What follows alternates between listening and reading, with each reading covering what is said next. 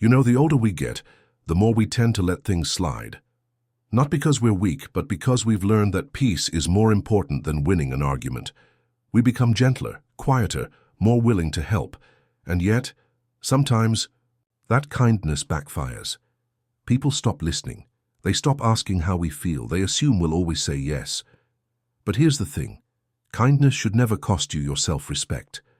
In this video, I want to share what I've seen over the years as a specialist working with older adults, and give you simple ways to set healthy limits without changing who you are. Let me start here. One thing I often notice is how many good-hearted people get overlooked simply because they're always trying to be helpful. When you're constantly saying yes and putting others first, some people start to think that your time, your energy, even your needs don't matter as much. And when you're older, it can get worse because others assume you're just there to support them. But your peace of mind, your boundaries, your schedule, they all matter too. And if you never speak up, it teaches others that you'll always say yes no matter what it costs you. I remember working with a man named Richard, 72 years old, living in a quiet town in Iowa.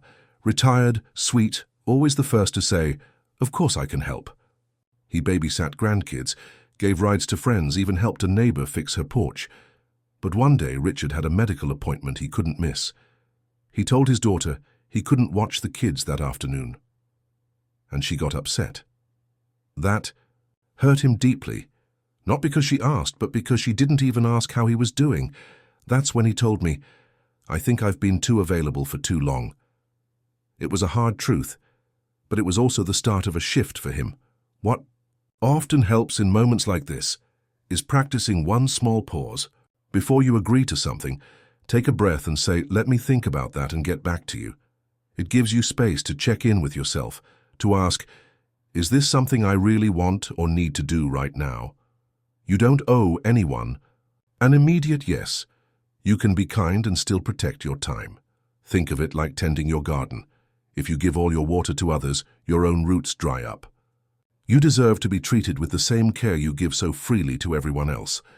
The second thing I'd like you to think about is how often you feel pressured to explain yourself when saying no.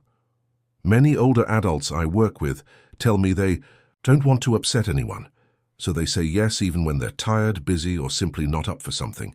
And when they finally do say no, they feel they have to give a long explanation, as if they're guilty. But the truth is, you don't need a reason to protect your energy.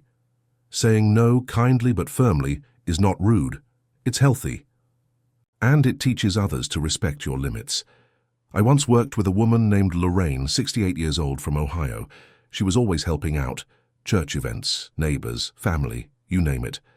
One day she told me she had agreed to cook for a fundraiser, even though she had arthritis flare-ups and barely slept the night before. When I asked why she didn't just say no, she shrugged and said, "I didn't want them to think I don't care."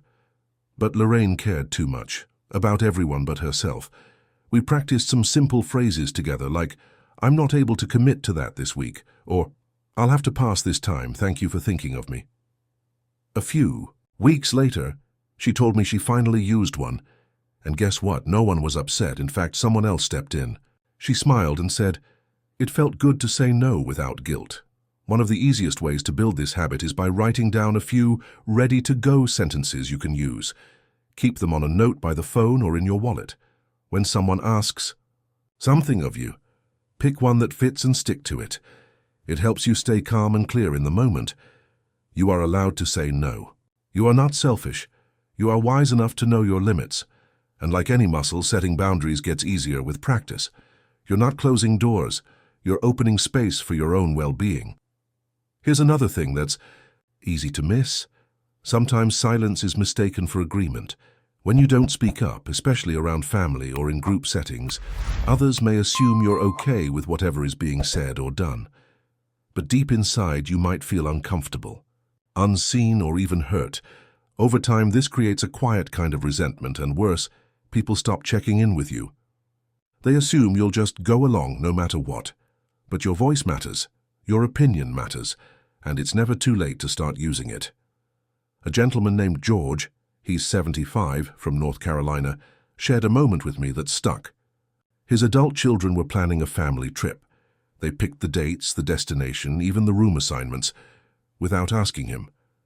When I asked why he didn't say anything, he said, "I didn't want to be a bother." But he ended up not enjoying the trip. Too many stairs, too much walking, and he felt left out. Afterward, he told his daughter gently, "Next time I'd love to be part of the planning." She was surprised and she thought he didn't care. That one conversation changed how they included him from then on. One of the best ways to start is with small, clear sentences. For example, "Can I share how I feel about this?" Or, "I'd like to be part of the decision, if that's okay." It doesn't need to be a big confrontation, just an honest presence in the moment. You've earned your place at the table, not just to listen, but to speak. Your thoughts have value, and when you share them, you remind others that you're not just going along, you're living fully, with a voice that still matters deeply. There's something else I often notice. When decisions get made for you, even with good intentions, it can quietly chip away at your sense of independence. It might be little things like someone ordering your meal at a restaurant, or bigger ones like family making health or living choices without fully including you. They may mean well, but when others take over, it can feel like your opinion doesn't matter anymore. Over time, this can make you feel invisible in your own life, but you still have the right and the ability to speak for yourself and make your own calls. A woman I once worked with named Marilyn, 70 years old from Arizona, told me her son suddenly moved her into a smaller apartment. He thought he was helping, saying it would be easier and safer, but he didn't ask her how she felt. Marilyn told me, "I just nodded, but inside, I felt erased." She didn't want to cause drama, so she stayed quiet. Later, during one of our sessions, we talked about finding a way to reopen the conversation. Marilyn wrote her feelings in a letter, explaining what she wanted and how she wished they had decided together. Her son apologized, and since then they've made sure to check in before making changes. What often helps is simply saying, "Before we decide, I'd like to share how I see it." Even writing things down can give you clarity and confidence. When the moment comes, it reminds others and yourself that your voice matters just as much as theirs.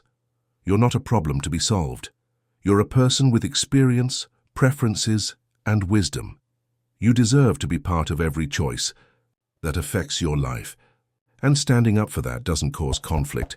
It creates connection. Another thing I often share with older adults is this: when your confidence starts to fade, even the smallest wins can bring it back. Aging brings changes in energy, in health, in how others interact with you. And sometimes those changes can quietly make you doubt yourself. You might start feeling like you're not as sharp, not as useful, or not as needed.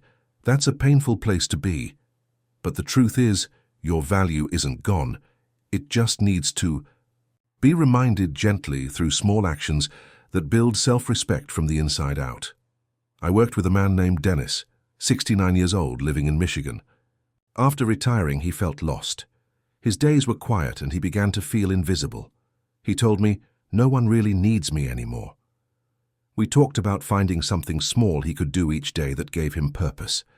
He started fixing up old radios, something he used to love. Then he offered to teach a few kids in the neighborhood how they worked. One of them brought their dad the next week. That small routine brought Dennis back to life. He said, "It reminded me I still matter." One of the simplest ways to rebuild confidence is to pick one small task each morning, something you enjoy or something useful, even if it's just watering a plant, organizing a drawer, or calling a friend to check in. When you complete it, take a second to acknowledge it. That moment matters. You don't need to prove anything to anyone, but you do deserve to feel proud of yourself, even in the quiet moments. Little by little, these acts remind you of your strength. Like bricks in a wall, they rebuild the confidence that time or silence might have chipped away.